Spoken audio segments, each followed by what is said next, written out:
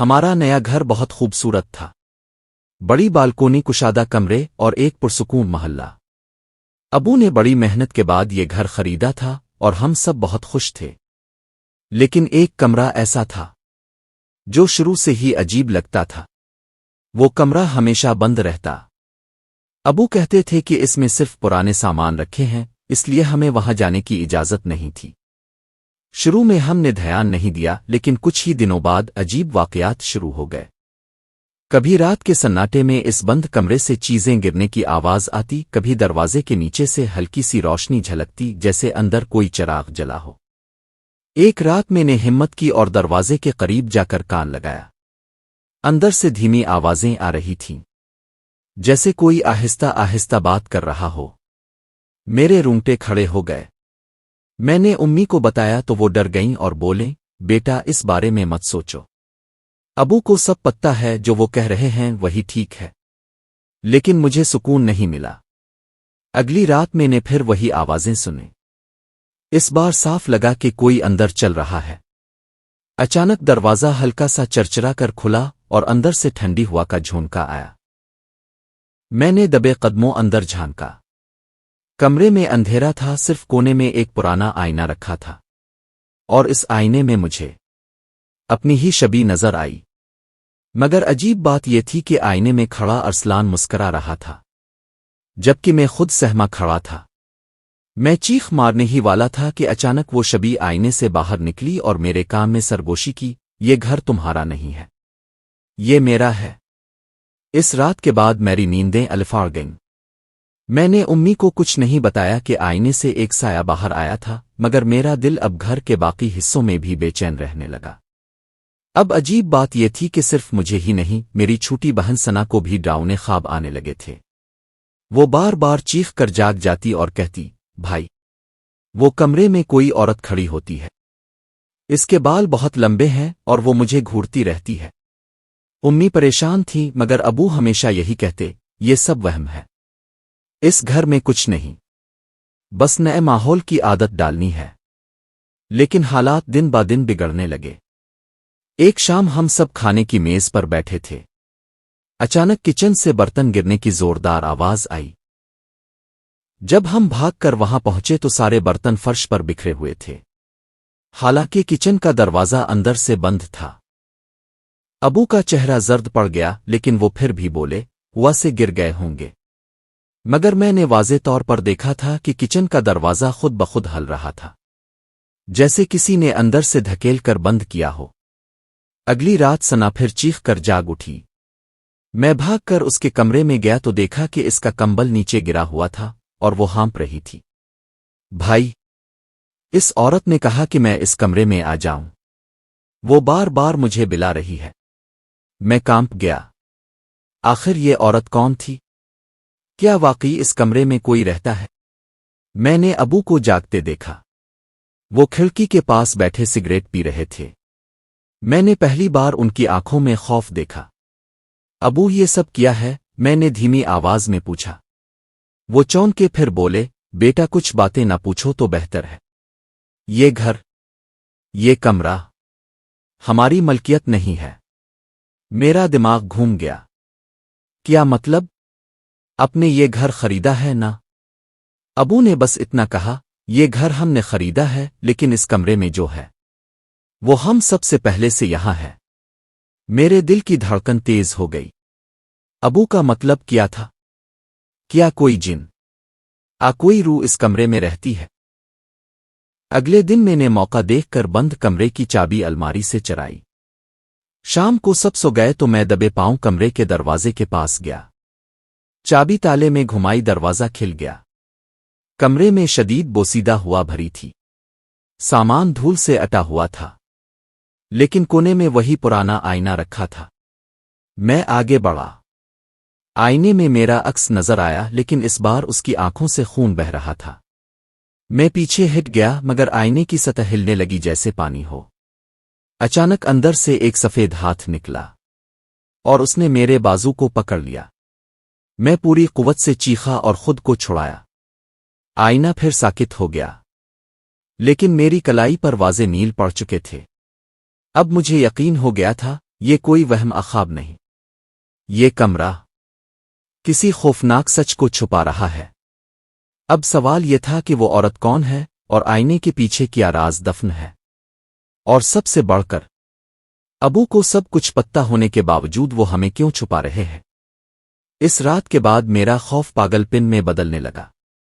میں نے آئینے سے نکلنے والے ہاتھ کو اپنی کلائی پر محسوس کیا تھا، اور وہ نشان کئی دن تک باقی رہا۔ امی نے دیکھا تو کہا، یہ کیسے ہوا؟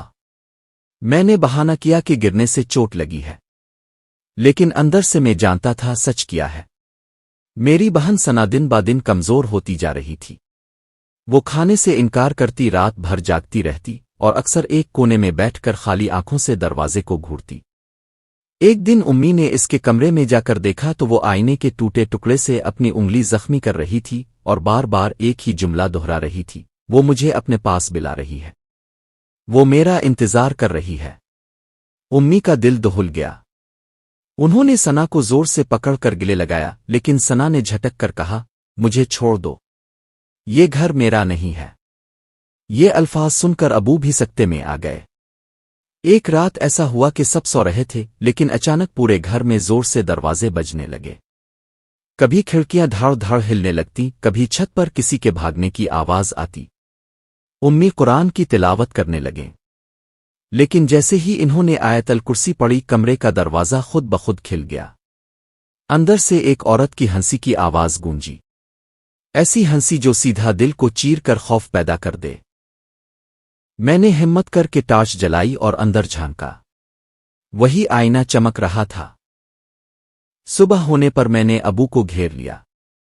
ابو، یہ سب کیا ہے؟ ہمیں سچ بتائیں، یہ کمرہ آخر کس کا ہے؟ ابو نے لمبی سانس لی اور کہا، یہ گھر پہلے ایک فیملی کا تھا۔ ان کی ایک بیٹی تھی، بہت حسین لیکن ذہنی مریض۔ وہ گھنٹوں آئینے کے سامنے بیٹھی رہتی تھی، اپنے آپ سے باتیں کرتی تھی۔ ایک دن اس نے پورے خاندان کو اس کمرے میں قید کر کے آگ لگا دی۔ سب جل گئے، مگر اس کی لاش کبھی نہیں ملی۔ میرے پیروں تلے زمین نکل گئی۔ یعنی وہ عورت؟ ابو نے سر جھکا لیا۔ ہاں بیٹا، لوگ کہتے ہیں اس کی روح اسی آئینے میں قید ہے۔ میں نے سوچا تھا وقت کے ساتھ سب ٹھیک ہو جائے گا، لیکن لگتا ہے وہ دوبارہ زندہ ہونے کی کوشش کر رہی ہے۔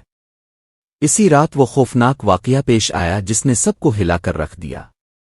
ہم سب رات کے کھانے کے بعد کمرے میں بیٹھے تھے۔ اچانک ثنا ہنستے ہوئے الفاٹے اور سیدھی اس بند کمرے کی طرف چل پڑی۔ ہم سب نے اسے روکنے کی کوشش کی، لیکن اس کی طاقت عجیب ہو گئی تھی۔ وہ دروازہ خود بخود کھول کر اندر گئی، اور جیسے ہی اندر قدم رکھا دروازہ زوردار دھماکے سے بند ہو گیا۔ ہم سب نے چیخ کر دروازہ کھولا۔ کمرے میں صرف وہی آئینہ تھا۔ ثنا کہیں نظر نہیں آ رہی تھی، لیکن آئینے کی سطح پر صاف دکھائی دے رہا تھا کہ وہ اندر کھڑی ہے اور ہمیں ہاتھ ہلا رہی ہے۔ ثنا کے آئینے کے اندر غائب ہونے کے بعد پورے گھر کا سکون تباہ ہو گیا۔ امی روتی رہتی، ابو گم سم رہنے لگے، اور میں دن رات اس آئینے کے سامنے بیٹھا رہتا کہ شاید کوئی سراغ ملے۔ لیکن آئینے میں ہمیشہ وہی منظر نظر آتا، ثنا ہنستی ہوئی کھڑی ہے، کبھی کبھی آنکھوں میں آنسو اور اس عورت کی جھلک جو اس کے کندھے پر ہاتھ رکھے ہوئے ہوتی۔ امی کے کہنے پر ابو ایک بزرگ مولوی صاحب کو لائے۔ انہوں نے پورے گھر میں قرآن کی تلاوت کی۔ جب وہ سورت الجن پڑھ رہے تھے تو اچانک آئینے کی سطح پر لہریں اٹھنے لگیں۔ مولوی صاحب نے گرجدار آواز میں کہا، کون ہے جو اللہ کے کلام کو برداشت نہیں کر سکتا؟ سامنے آ۔ اچانک کمرے کی لائٹیں بجھ گئیں۔ آئینے سے ایک سیاہ سایہ باہر نکلا، عورت کے روپ میں، جس کے بال زمین پر گھسٹ رہے تھے۔ اس کی آنکھیں سرخ انگاروں کی طرح دہک رہی تھیں۔ وہ قہقہا لگا کر بولی، یہ گھر میرا ہے، اور جو بھی مجھے چیلنج کرے گا وہ ہمیشہ کے لیے میرے ساتھ قید ہو جائے گا۔ مولوی صاحب نے آیت الکرسی بلند آواز میں پڑھی۔ عورت چیخی، آئینہ ٹوٹنے کے قریب پہنچ گیا، لیکن اچانک مولوی صاحب زمین پر گر پڑے، ان کے چہرے پر پسینہ اور خون کے دھبے تھے۔ امی نے چیخ ماری، آ اللہ، یہ کیا ہو رہا ہے؟ مولوی صاحب ہانپتے ہوئے بولے، یہ عام جن اسایا نہیں، یہ آصب زدارو ہے جو اپنے ساتھ کسی کو زندہ قید رکھ سکتی ہے۔ مولوی صاحب کے جانے کے بعد میں نے فیصلہ کیا کہ اب میں خود حقیقت تلاش کروں گا۔ میں نے کمرے کے پرانے سامان کو کنگیلنا شروع کیا۔ ایک ٹرنک کے اندر سے ایک پرانی ڈائری ملی۔ ڈائری کسی لڑکی کی تھی۔ صفحے خون جیسے دھبوں سے بھرے تھے لیکن تحریر صاف تھی۔ میرا نام زہرا ہے۔ میں اس کمرے میں قید ہوں۔ وہ مجھے آئینے میں لے جاتی ہے۔ کہتی ہے کہ میں اس کے ساتھ ہمیشہ رہوں، لیکن میں چاہتی ہوں کہ کوئی مجھے بچا لے، کوئی تو مجھے آزاد کرے۔ میرا دل کانپ گیا۔ زہرا کون تھی؟ کیا وہی وہ بدقسمت لڑکی تھی جس کا ذکر ابو نے کیا تھا؟ اگلی رات میں نے صاف سنا آئینے کے اندر سے ثنا کی آواز آ رہی تھی۔ بھائی مجھے بچا لو، وہ مجھے لے جا رہی ہے۔ میں نے روتے ہوئے کہا، ثنا میں تمہیں واپس لاؤں گا چاہے کچھ بھی ہو جائے۔ اچانک آئینہ لرزنے لگا اور اس عورت کا چہرہ ابھرا۔ وہ مسکرا رہی تھی اور اس کی مسکراہٹ میں نفرت چھپی تھی۔ اگر تم واقعی اپنی بہن کو چاہتے ہو تو آ جاؤ اندر، لیکن یاد رکھو، جو ایک بار آئینے میں گیا وہ کبھی واپس نہیں آ سکا۔ میں پوری رات تذبذب میں رہا۔ کیا میں اپنی جان خطرے میں ڈال کر ثنا کو واپس لا سکتا ہوں؟ پھر وہ عورت مجھے بھی اپنے جال میں پھنسا لے گی۔ ابو اور امی کے چہرے میری آنکھوں کے سامنے تھے، لیکن ثنا کی بے بسی کی آواز میرے دل کو کاٹ رہی تھی۔ آخرکار میں نے فیصلہ کر لیا، میں اس آئینے میں جاؤں گا، چاہے جو بھی ہو۔ میں نے کلمہ پڑھا، آیت الکرسی یاد کی اور اللہ پر بھروسہ کرتے ہوئے آئینے کی سطح کو چھوا۔ وہ پانی کی طرح لرزنے لگی اور اگلے ہی لمحے میں اس کے اندر کھنچتا چلا گیا۔ جیسے ہی میں آئینے کی سطح کے اندر داخل ہوا، یوں لگا جیسے میرا جسم خلا میں گر رہا ہے۔ ہوا سرد تھی، اندھیرا گھنا اور ہر طرف سرگوشیاں سنائی دے رہی تھیں۔ یہاں خوش آمدید، تم کبھی واپس نہیں جاؤ گے۔ جب میں نے آنکھیں کھولی تو خود کو ایک عجیب دنیا میں پایا۔ یہ دنیا ہمارے کمرے جیسی تھی، لیکن سب کچھ الٹا اور اجڑا ہو۔ دیواریں سیاہ، فرش پر پانی جیسا خون اور درختوں جیسی جڑیں چھت سے لٹک رہی تھیں۔ میں نے زور سے پکارا، ثنا کہاں ہو؟ دور سے ہلکی سی آواز آئی، بھائی مجھے بچاؤ۔ میں اس آواز کے پیچھے دوڑا۔ کچھ فاصلے پر میں نے دیکھا ثنا زنجیروں میں جکڑی ایک کمرے کے بیچ کھڑی تھی۔ اس کی آنکھوں کے گرد سیاہ حلقے تھے، مگر جیسے ہی اس نے مجھے دیکھا اس کی آنکھوں میں روشنی لوٹ آئی۔ بھائی تم آ گئے، وہ رو پڑی۔ لیکن اچانک اس کے پاس وہی عورت نمودار ہوئی، لمبے بال، سفید کپڑے خون میں بھیگے ہوئے اور آنکھوں میں سرخ شعلے۔ وہ عورت کہا لگا کر بولی، آخر تم آ گئے، میں انتظار کر رہی تھی۔ کیونکہ آئینہ اس وقت مکمل ہوتا ہے جب کوئی زندہ اپنی خوشی سے اندر آ جائے۔ میں نے غصے سے کہا، میری بہن کو چھوڑ دو۔ وہ مسکرائی اور بولی، یہ صرف تمہاری بہن نہیں، یہ میری وارث ہے۔ جب میں زندہ تھی اس گھر کی بیٹی تھی۔ میرا نام زہرا تھا۔ میرے ماں باپ نے مجھے اس کمرے میں قید کیا کیونکہ میں غیر معمولی طاقت رکھتی تھی، لیکن میں نے بدلا لیا، سب کو جلایا۔ اب مجھے نئی زندگی کے لیے کسی کی ضرورت ہے، اور تمہاری بہن بہترین ہے۔ میری روح کانپ گئی۔ یہی وہ لڑکی تھی جس کی ڈائری میں لکھا تھا۔ میں نے قرآن کی وہ آیات پڑھنا شروع کی جو یاد تھیں۔ عورت کی چیخیں فضا میں گونجنے لگیں۔ وہ آگ کی لپٹوں کی طرح مڑتی، کبھی قریب آتی، کبھی پیچھے ہٹتی۔ ثنا نے روتے ہوئے کہا، بھائی جلدی کرو، یہ مجھے اندر کھینچ رہی ہے۔ میں نے پوری طاقت سے آیت الکرسی پڑھی اور زنجیروں کو چھوا۔ زنجیریں ٹوٹنے لگیں، لیکن اچانک عورت نے میری گردن دبوچ لی۔ اگر تم نے اسے آزاد کیا تو تم خود ہمیشہ کے لیے میرے قیدی بن جاؤ گے۔ وہ غرائی۔ میری سانس رکنے لگی، لیکن میں نے ہمت نہ ہاری۔ میں نے دل ہی دل میں دعا کی، اللہ ہماری حفاظت فرما۔ اچانک ایک روشنی کا دائرہ مجھ پر اور ثنا پر پھیل گیا۔ عورت نے ایک آخری چیخ ماری اور اندھیرے میں غائب ہو گئی۔ ہم دونوں آئینے کے باہر جا گرے۔ امی اور ابو ہمیں دیکھ کر رونے لگے۔ آئینہ ٹوٹ چکا تھا، اس کی کرچیاں زمین پر بکھری ہوئی تھیں۔ ثنا بے ہوش تھی مگر زندہ۔ ابو نے کہا اللہ کا شکر ہے، یہ باب ہمیشہ کے لیے بند ہو گیا۔ لیکن جیسے ہی میں نے زمین پر بکھرے ٹکڑوں کو دیکھا، ایک ٹکڑے میں عورت کی آنکھ مجھے گھور رہی تھی، اور اس کی مدھم آواز آئی، یہ کہانی ختم نہیں ہوئی۔ اب سوال یہ ہے، کیا واقعی سب کچھ ختم ہو گیا؟ عورت اب بھی کسی اور راستے سے واپس آنے کی کوشش کرے گی؟ آئینہ ٹوٹنے کے بعد گھر میں سکون لوٹ آیا۔ ثنا آہستہ آہستہ بہتر ہونے لگی۔ ماں روز قرآن پڑھتی اور ابو شکر ادا کرتے کہ وہ خوفناک دن ختم ہوئے۔ لیکن میرے دل سے ایک بے چینی ختم نہ ہوئی۔ مجھے لگتا تھا جیسے کوئی ہمیں اب بھی دیکھ رہا ہے۔ ایک رات سب سو گئے۔ میں لائبریری میں بیٹھا اخبار پڑھ رہا تھا کہ اچانک کمرے کے کونے سے ہلکی سی سرگوشی سنائی دی، ارسلان۔ میں چونکا، ادھر دیکھا، کوئی نہیں تھا۔ پھر دوبارہ آواز آئی، اس بار زیادہ قریب سے، ارسلان، تم نے سوچا یہ ختم ہو گیا؟ میرے ماتھے پر پسینہ آ گیا۔ میں دھیرے دھیرے مڑا۔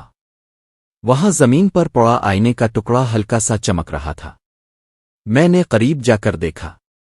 اس ٹکڑے میں میری اپنی شبی نظر آ رہی تھی، لیکن وہ میں نہیں تھا۔